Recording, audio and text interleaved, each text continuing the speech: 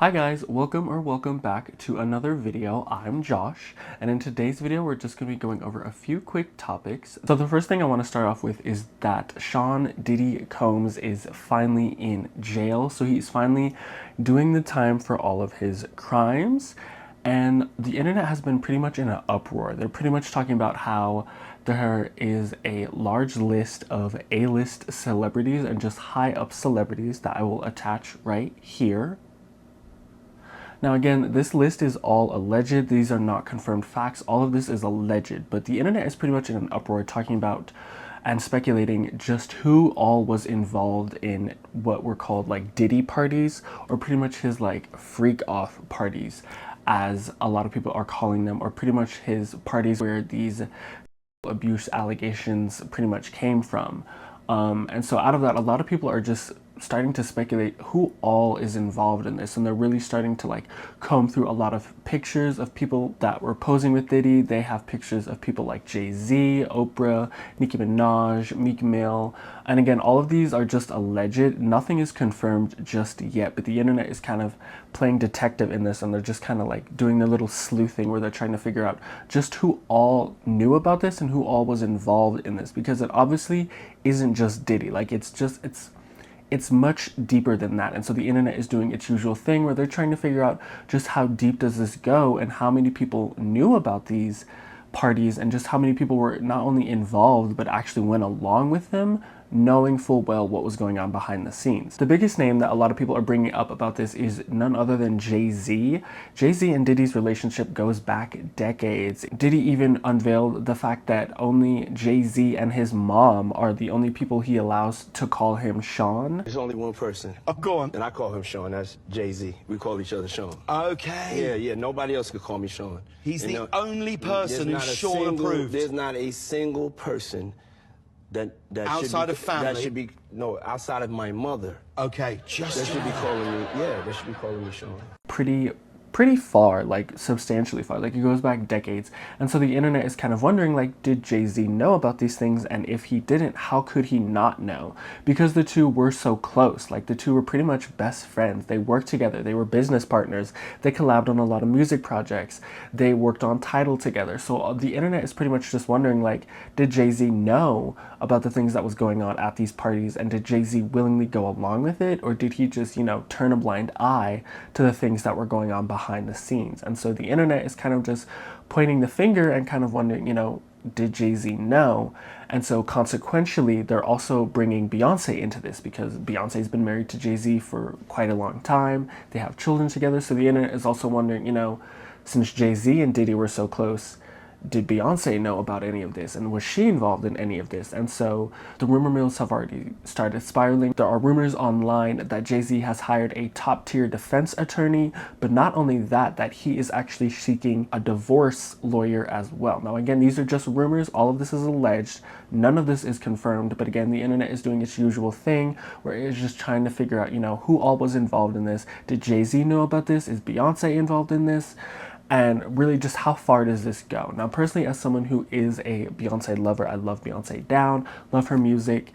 I personally hope that she is not in this, like, at all. Like, I would hate for her to have anything to do with this. But again, because those two have been married for so long, and because Jay-Z and Diddy were so close, the internet is kind of making it less of a question of whether or not Beyoncé knew, and instead whether or not she did know and she just turned a blind eye, or whether she was complacent in some of the things that were happening at these parties. Now again, this is all alleged. None of this is 100% confirmed, but again, it kind of was just like guilt by association. Again, because Diddy and Jay-Z were so close and Beyoncé is married to Jay-Z, they did party a lot together. Again, Diddy invited Beyoncé and Jay-Z over for his 50th birthday party. There are videos and photos online of these two being seen with Diddy. So it kind of becomes a question of, you know, did you know, or did you turn a blind eye, or did you not know, you know? And I definitely think there is a possibility that maybe Beyoncé didn't know, maybe Jay-Z didn't know. I mean, you never really know what a person is really doing behind the scenes, if that makes sense. Like, yes, they could have been at these parties, but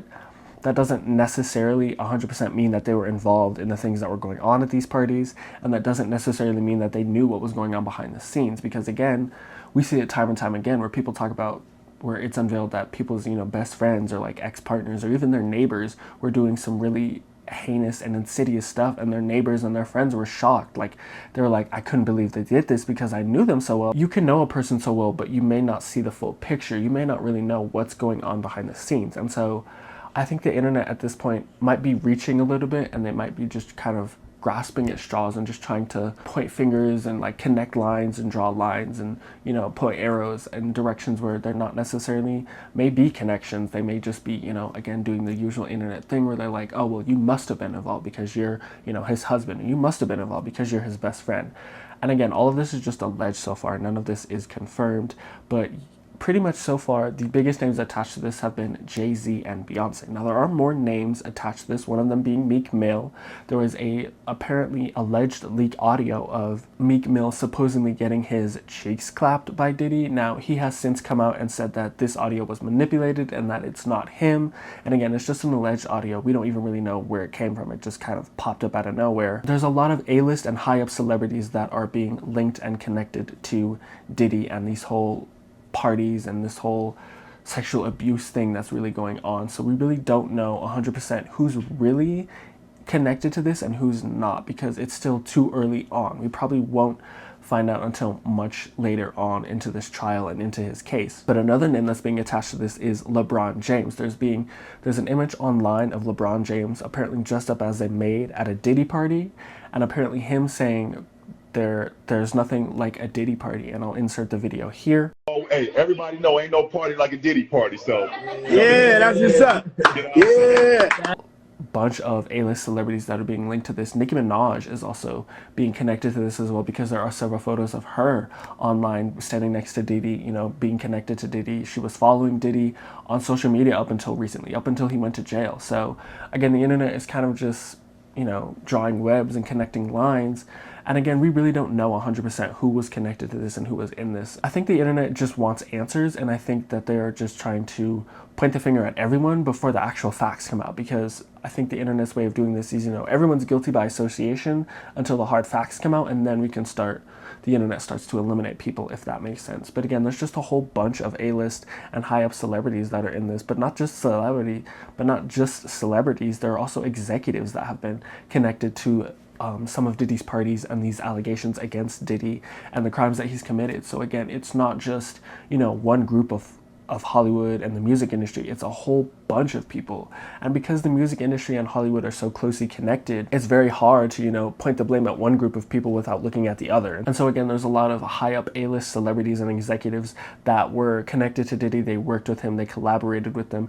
And so the internet is kind of just doing their research and digging and trying to find out, who was at these parties and who worked with Diddy. And then they're going from there, and they're pretty much saying, how could you not know about these things that he was doing? How could you not know about the heinous things that were happening at these parties? And a lot of people are just doing, again, guilt by association, which I think it is too early to do that. But I don't think the internet is wrong for doing that, because these are some very serious charges that Diddy is facing. And so the fact that he's finally in jail is a good thing. However, my main concern is what I potentially see happening from all of this is because there are so many high up, not only again celebrities, but executives in this, I worry that this might go the same way that the whole Epstein case went, where Epstein supposedly committed suicide. And we never really got the full Epstein's list. Like, we never really got the full list of people that were connected with Epstein, that were involved in the heinous things that he was doing on Epstein's island. We never really got that full list. We got a few names, but again, nothing was ever confirmed, because again, he committed suicide, and we never really got anything out of Ghislaine Maxwell as well. And so I personally fear that because there are so many high up people and powerful people connected to this, that this might go that way, that this Diddy case might go the same way as the Epstein case, that they might Epstein him, if you will. They might say that, oh, well, he committed suicide, knowing full well that really it's just a cover-up, because they don't want to expose really everyone who is in this. Because again, it's not just people in the music industry, it's probably not even just people in Hollywood, it's executives, it's CEOs, it's a lot of people were connected to Diddy. This is another case where it's like, once you go so far up the not only money but social ladder, you know, everyone pretty much knows each other. You know, like 2 degrees of separation, for example. Everyone knows someone who knows that person. And so it's kind of at this point, because he was so high up and because Diddy was so not only well respected, but he was infamous. And so I think that because he was so infamous and because he was so well connected to a lot of people, again, not only celebrities, not only people in the music industry, but executives and powerful people, I think that this could possibly go the way of Epstein. And I feel like Diddy is not the kind of person to go down alone. I feel like because he was so well connected in Hollywood that he's going to say, well, if I go down for this, you are too. It's not just going to be me who goes down for this. We're all going down with this. I feel like he might try and go that route where he'll just start, you know, pulling his 6ix9ine and snitching on every single person he can just to save his own tail. I'm just speculating. That's just my personal take on this. I'm not saying that any of this is true. All of this is alleged. The only thing that is a confirmed fact is that Diddy is in prison right now. That's the only confirmed fact out of all of this. All these celebrities that are allegedly connected to this, again, it's all alleged. It's way too early to start pointing fingers and really just assuming things. I think we need to just let due process do its justice and then go from there. I think we need to give this time, and I think we need to give the people and the fact checkers and law enforcement time to really look into this and see, you know, just who was connected. Now, that doesn't necessarily mean that everything's going to come out as it should. Hopefully everything comes out. But again, the same way that not everything with Epstein came out, because he was so well connected and because he was so intertwined with the higher ups, the 1%, if you will, that might happen in this case too. But I'm just happy he's behind bars. So the next thing that I want to talk about is Katy Perry's 143 album is out. She released it on Friday, and she has been getting dragged and read for filth all over the internet, like on my YouTube, on my TikTok, on my Twitter. People have just been pretty much making fun of it. They're saying that she sounds like she's stuck in the 2010s and that she hasn't really moved on. One article even said that Katy Perry is not coming back, and I'll insert that article here. But people are pretty much just dragging her all over the place, left, right, and center, because this album is just being received so badly. And because I'm going to be honest, it doesn't sound that good. Like, it does sound like she's kind of stuck in the 2010s. But I'm going to be honest with you, in contrast to my last video, I'm on Katy's side when it comes to this album. And the reason why is because it does come across that she might be stuck in the 2010s. She might be stuck in that era, for lack of a better word, of her music discography, that she might be stuck in that part of her career. And I feel like that is the internet's fault. I feel like it's the general audience's fault. And the reason why is because back in 2017, Katy Perry put out Witness. And when she put out Witness, she received a lot of blowback and a lot of backlash for that album as well. That is where Katy Perry actually tried to be creatively different than old Katy. Like, we got new Katy, we got short-haired Katy, we got Witness Katy. Like, she was trying something new creatively. Like, the art style behind the album was different. The album cover was unique. Like, we really saw a side of Katy Perry that we had never really seen before. And the internet, when they got that, and what the general audience did, was they pretty much laughed at it. They pretty much just dragged her up and down. They pretty much said, oh, this isn't good, we want old Katy. They pretty much just made fun of her. I mean, she was even made fun of in a Taylor Swift music video where she was kind of cosplaying as Katy Perry. She had short hair, and I think she had like a little Grammy in her hand when she crashes the car. But even Taylor Swift was poking fun at short-haired Katy for the time. And so again, I feel like this is the internet's fault, because Katy Perry did try something different. She tried something different with Witness. She was dragged for it. She was made fun of for it. Even to this day, people still talk about short-haired Katy Perry, and people even talk about how an artist is in their Witness moment, because that's how badly that album was received. I feel like that's why she went back to the 2010s. Now, personally, I didn't know that there was a Katy Perry album between Witness and 143. I thought we went straight from Witness to 143. To my surprise, Katy Perry actually did put out an album, and it was that album that featured that song Never Really Over. I thought that was just a single. I thought maybe it was a part of an EP, but I did not know that Katy Perry put out an album in 2020, and I feel like most people honestly have forgotten about that too. I feel like the general audience forgot that Katy Perry put out an album in 2020, just because there was a lot happening in 2020. The pandemic was happening, and just because that song Never Really Over got a lot of backlash. I think it was successful, but I think from what I remember, a lot of people really hated that song because it was just overplayed, and a lot of people were just like, okay, I'm tired of this. But the fact that she put out an album in 2020 and not most people remember it, I think is the reason why she went back to sounding like she did during the early and mid 2010s. I think it's because that's what people asked for. Again, people were making fun of her Witness album and short-haired Katy because it didn't sound like old Katy. This was something new. She was just trying to say, okay, you know, what if I try this? And because of the backlash and the just vitriol backlash she got from releasing Witness is, I think, one of the main driving factors she went back to sounding like she did during the early 2010s is, I think, because the internet was asking for that, because a lot of the internet was asking for that. I remember when Witness came out, a lot of people were like, we want old Katy back, like we don't like this new Katy, we want long-haired Katy back. To this day, you have people dragging Katy and making fun of short-haired Katy. Now I kind of understand why she did go back. Now I'm not trying to defend her choice of working with Dr. Luke. I don't think that was warranted at all, but I kind of get why she would go back to her old sound. I get it now.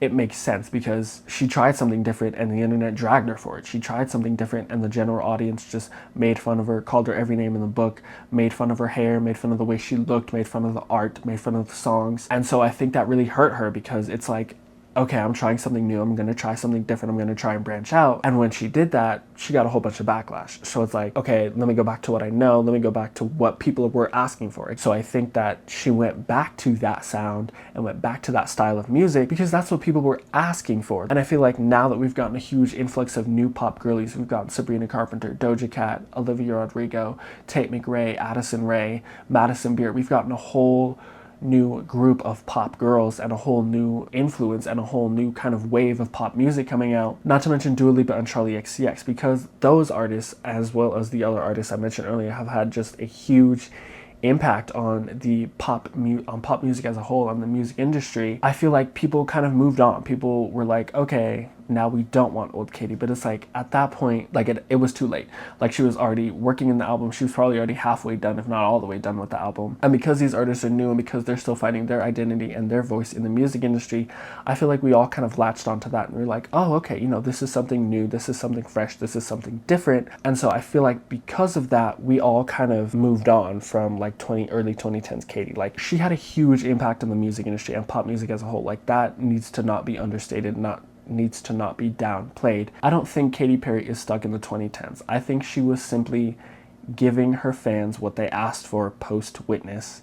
And again, the fact that everyone forgot Smile, or at least I forgot that Smile existed. I think that because Witness was received so badly and because she got so much backlash for Witness, why am I getting so much I know, I'm backlash? saying, I think she said, okay, I'll go back to what I know. I'll go back to what people want. I'll go back to what I'm good at.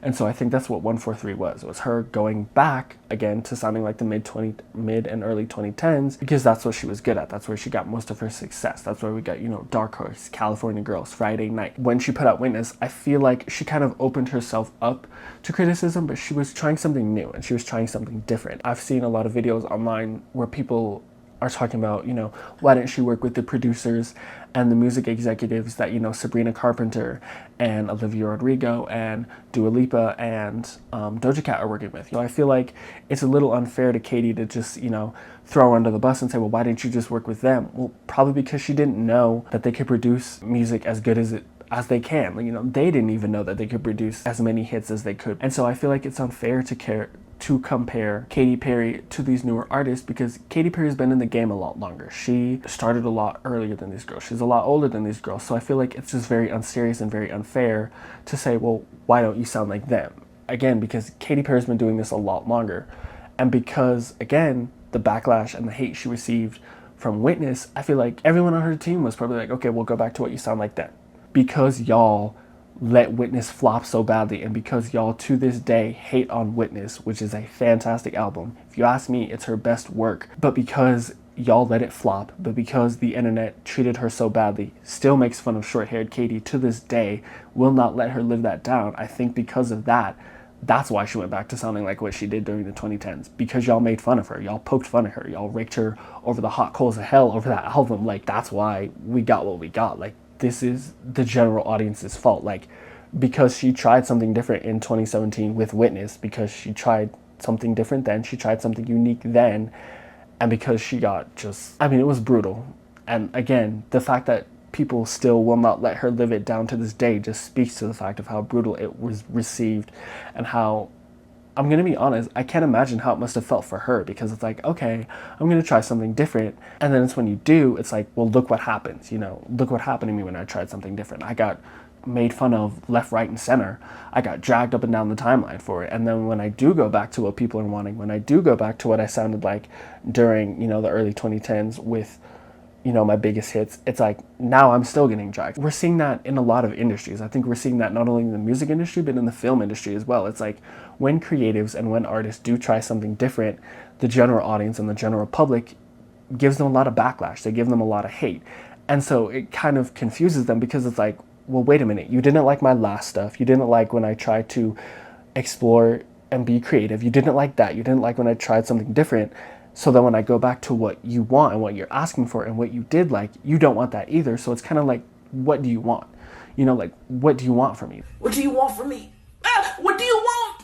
Please! You hate when I try something new. You hate when I go back to what I'm good at. So then what do you want? People online, and I don't know if this is because the online general public is completely separated from the in real life and mass general public, or because people just don't know what they want themselves. I don't know which it is, but it's like, whenever someone or a producer or a person tries something new creatively, and they've been very successful in the past, and they try to be creative and they try to be different and they try to explore a new sound or a new vocal range or something, they do something different, the internet just kind of drags them for it. They kind of make fun of them. They poke fun at them all day and all night long. And then when they go back to what they're good at, what people loved, it's kind of like they still get dragged for it. They still get hate for it, because it's like, well, we want something new. And it's like, well, you got something new and you didn't like it. Like, Katy Perry tried to do something different with Witness. Like, Miss You More and Act My Age are the only two songs on Witness that I personally would skip. Like, you could put Witness on shuffle, and unless it's those two songs, I will listen to that whole album and have no complaints, because I think it's that good. But it's just like, it was received so badly that it's like, well, of course she's going to go back to what she's good at. Of course she's going to go back to what she's known. Now it makes sense. Now I get why she went back to work. No, hold on. I'm not going to defend that. I'm not going to defend her choice to work with Dr. Luke, because I think that was uncalled for. But it's like, now I get it. Now I get why she went back to sounding like this. Now I get it, because y'all did the Witness album so dirty. And at least to my knowledge, people forgot about Smile. Like, because there was so much happening in the world at that time, we all just kind of said, oh, cool, Katy Perry album next. And so it's like, okay, then she'll just go back to what she's good at. But then she gets backlash for it. And I think it's just unserious. It's like, y'all dragged her up and down for Witness, so then when she goes back to what she's good at, y'all still hate that too? Then what do you want? So the next thing I want to talk about, and a little bit more about, there's going to be a little bit more about Diddy in this, is that Nicki Minaj went on another, she went on another kind of Twitter rampage where she was just tweeting left, right, and center. She was pretty much just trying to call Diddy out and try to expose some of the people that may have been connected to Diddy and that may have known about these Diddy parties, mainly Jay-Z. And she was really just poking fun at Tidal and the fact that she apparently made nothing from Tidal. She was one of Tidal's biggest artists. Like, her and Beyoncé were pretty much the main drivers behind Tidal. Like, they were the main forces behind it. They were the main people behind Tidal at the time. And so she was just kind of coming out and saying, I was a part of Tidal and look what I got for it. Like, I signed up for this and look what I got for it. And Diddy and Jay-Z were a part of that. And so she just kind of lumped it all into one kind of mass tweet rampage where she was talking about how people were still willing to drag up her current husband's essay assault when he was 15, but yet she talked about how people are hush-hush on the fact that all this Diddy stuff is coming out. And I feel like that's true to a certain extent, but I'm sorry, I'm not going to dismiss what your husband did. We're not going to just downplay what your husband did. I get the fact that it was when he was 15, we all make mistakes, but that still happened. We're not going to just dismiss this all of a sudden just because these Diddy allegations are out. No, that's not fair. I think she has a point there, though. I think she is right in the fact that she is talking about how people were still dragging her and dragging her husband for the choices he made when he was younger. But it seems like a large part of the music industry is now quiet. We're all hush-hush about these Diddy allegations and what's coming out about Diddy. And I think it's because a lot of them don't want to be caught. They don't want to be caught in the bullets. They don't want to be associated with Diddy, because I think if the full extent of just who all knew about these things and who was connected and was complacent in these things came out, I think it would be very unpretty. And I think it would really a lot of people's careers would be ended over it, because again, he was that well connected. So I see where she was going with that, but to say that people need to stop bringing up your husband's essay and from when he was 15 is unserious. Like, no, we're not just going to say, oh, okay, you know, he was 15 when he did that, so it doesn't matter. No, it still matters. It still happened. There's still a whole lot about that I'm not even going to get into. I get where she was going, but I don't, like, drop the husband part and just say that the music industry is now all of a sudden quiet, that the Diddy allegations are out because they don't want to be exposed. If she would have just said that, I would have agreed with the tweet completely, but to lump your husband into it, I'm not about to sit here and dismiss that and act like nothing happened, because something did happen. He did go to jail for that. And, you know, there is a victim in that case. Like, so I'm not just going to say, oh, you know, good point, let's just throw that under the rug. No, like, like, we're not about to do that. I'm sorry, but we're not. And then on the whole title thing, I should see coming from 100% on that, because again, from what I remember, Beyonce and Nicki were the biggest proponents of title. They were doing the most advertisements, they were speaking on it the most, and the other artists, I think deadmau5 was in it, if I'm not mistaken. From the videos that are online and the lineup that was posted, there was Rihanna, Beyonce, Nicki, Jay-Z, and I think it was deadmau5 because that helmet is there. That I think it was him. I didn't even know he was a part of Tidal. So again, that just goes to show you that Beyonce and Nicki were the biggest proponents of Tidal, and they probably got paid dust for it. Like, if she was only going to get paid $1 million, as she reportedly said that she was going to get paid, then yeah, that's unfair, because she was one of the biggest proponents for Tidal. So I see where she's coming from with that. But on the whole Diddy stuff and how she thinks it's unfair that people are bringing up her husband's essay and how people are still dragging her for that, that's unserious. I get where she was coming from in that. And I get where she's saying, you know, y'all quiet now that the Diddy stuff is coming out because you don't want, you want to save your own skin. I get where she's coming from with that. So yeah, I agree with her on that 100%. The final topic that I'm going to be talking about in today's video is the fact that Janet Jackson recently came out in an interview. I don't know what is this year with people and doing horrible interviews, but she came out in an interview and said that, she literally said that Kamala Harris isn't even black. And I'm like, oh my God.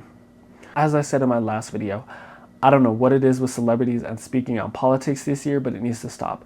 And I also don't know what it is with this year and celebrities just doing god-awful interviews, but it's across the board. Like, where's the PR teams?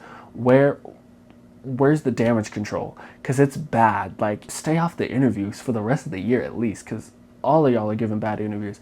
But the fact that Janet Jackson, who is a black woman, is going to come out and say that Kamala Harris isn't black, like, yes, she is. Her father is Jamaican. That's a confirmed fact. So it's like, why is she down this rabbit hole? Like, why is she going down, I'm gonna be honest with you, a more right conservative rabbit hole where it's like, oh, she's not even black. Yes, she is. Like, I'm tired of celebrities getting involved in this. I'm tired of influencers and celebrities talking about politics. Like, let's move on. Like, I don't want to hear your political opinions. I don't. I'm sorry, but I don't, because I don't think it's your place. I think it's good that you have political opinions, and I think it is good that you speak up on certain things that are political, but I don't want to hear who you think should be president. That's none of my business. That's none of the internet's business. That should be between you and your close circle of friends, and that's it. Like, I am not trying to hear that you don't think Kamala Harris is black. I'm not trying to hear that you think, I don't know, that Trump won in 2020. I'm not trying to hear that, because that's unserious,